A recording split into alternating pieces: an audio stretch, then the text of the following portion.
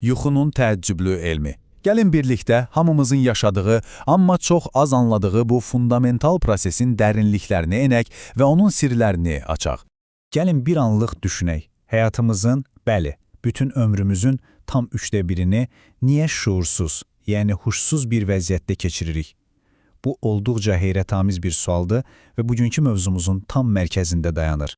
Bəli, rəqəm səhv deyil. Təsəvvür edin, 90 il yaşayan bir insan ömrünün düz 30 ilini yuxuda keçirir. 30 il. Bu, boşa getmiş bir zaman kəsiyidir, yoxsa bunun arxasında daha dərin bir məna var? Beləliklə, biz ilk böyük sirrimizlə üz-üzəyik. Bu qədər vaxt həqiqətən də itirilirmi?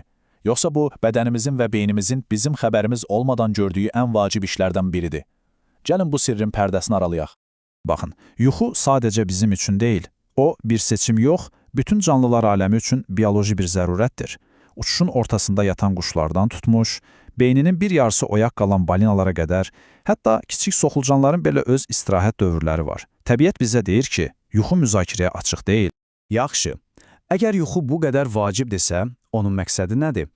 Çoxlarının düşündüyü kimi, bu sadəcə bir fəaliyyətsizliyi anı deyil. Gəlin bu köhnə mifi bir dəfəlik dağıdaq. Yuxunu beyninizin və bədəninizin gecəlik pit-stopu kimi təsəvvür edin. Formula 1 maşını necə yarışın ortasında dayanıb təkərlərini dəyişdirir, yanacaq doldurursa, bizim beynimiz də eyni ilə bunu edir. Oyaq vaxtı yığılan bütün zərərli maddələr məhz yuxuda təmizlənir. Bu sadəcə bir pauza yox, aktiv bir bərpa prosesidir. Siz yuxulayanda bədəninizdə əsl bir texniki qulluq komandası işə başlayır. Birincisi, beyin təmizlənir.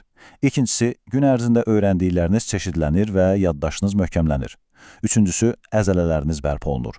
Və nəhayət, hormonlarınız nizamlanır. Gördüyünüz kimi, bu istirahətdən çox-çox artığıdır. Yaxşı, bəs biz gözlərimizi yumandan sonra nə baş verir? Gəlin birlikdə yuxunun müxtəlif mərhələlərindən ibarət qısa bir gecə səyahətinə çıxaq. Baxın, hər gecə biz təxminən 90 dəqiqəlik dövrlər yaşayırıq. Hər şey yüngül yuxu ilə başlayır. Bilirsiniz, o yuxuya gedərkən birdən yıxıldığınızı hiss edib diksinmək var ha, məhz bu mərhələdə olur.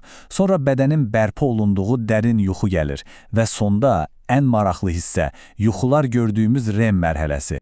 Hə, bu REM mərhələsi həqiqətən də bir paradoksdur. Ona görə də paradoksal yuxu deyirlər. Düşünün, beyniniz oyaq vaxtı olduğu kimi tam sürətlə işləyir. Amma bədəniniz müvəqqəti olaraq iflic vəziyyətindədir. Bu əslində çox ağıllı bir təbiət mexanizmidir ki, biz yuxuda gördüyümüz qaçışları, uçuşları real həyatda təkrarlamayaq. Bəs xalq arasında qarabasma deyilən o qorxulu hadisə nədir?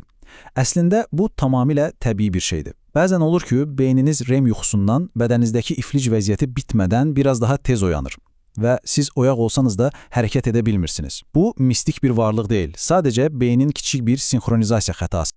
Və təsəvvür edirsiniz, dünya əhalisinin təxminən yarısı, yəni hər 2 nəfərdən biri, ömründə ən azı bir dəfə bu narahat edici, amma tamamilə zərərsiz hadisəni yaşayır. Yəni, əgər bu sizin də başınıza gəlibsə, bilin ki, qətiyyən tək deyilsiniz. İndi isə gəldik mənim ən sevdiyim hissəyə. Gəlin yuxu haqqında hamımızın eşitdiyi, amma əslində doğru olmayan bəzi məşhur mifləri ifşa edək. Yəqin ki, siz də eşitmisiniz. Ağıllı insanlar, dahilər az yatır. Bu yuxu haqqında deyilən ən böyük yalanlardan biridir. Əslində isə bunun heç bir elmi sübutu yoxdur. Əksinə, yuxusuzluq sizi dahi etmir. Sadəcə yorğun, diqqətsiz və məhsuldarlığı aşağı bir insana çevirir. Gəlin bu mifi bir dəfəlik unudaq. Bəs gündə bir neçə dəfə qısa-qısa yatmaqla daha çox iş görmək olar? Bəziləri bunun məhsuldarlıq, fənni kimi təqdim edir. Amma bizim biologiyamız buna uyğun deyil. İnsan orqanizmi bir əsas, uzun yuxu bloku üçün proqramlanıb. Bu, təbii ritmi pozmaq faydadan çox zərər gətirə bilər. Yaxşı, bütün bu mifləri və faktları bildikdən sonra gələk əsas suala. Bəs biz əslində nə qədər yatmalıyıq? Gəlin sizə elmin verdiyi ən yaxşı yuxu reseptini təqdim edim. Deməli, qızıl qayda budur. Yetkin bir insan üçün optimal yuxu müddəti 7 ilə 9 saat arasındadır. Ortalama 8 saat. Bu diapazondan nə aşağı düşmək, nə də yuxarı çıxmaq məsləhətdir. Hər ikisi də sağlamlıq üçün risklər yaradır. Baxın, bu rəqəmlər həqiqətən də ciddidir. Araşdırmalar göstərir ki, mütəmadi olaraq 7 saatdan az yatanlarda vaxtından əvvəl ölüm riski 12% artır. Amma ən təəccüblüsü odur ki, 9 saatdan çox yatanlarda bu risk daha da yüksəkdir, tam 30%. Deməli, yuxuda da tarazlıq hər şeydən vacibdir. Və sonda sizi bu düşündürücü sualla baş-başa buraxmaq istəyirəm. Siz öz yuxunuza sağlamlığınıza və gələcəyinizə qoyulmuş bir sərmayə kimi baxırsınız, yoxsa onu görməzlikdən gəldiyiniz bir öhdəlik kimi düşünməyə dəyər.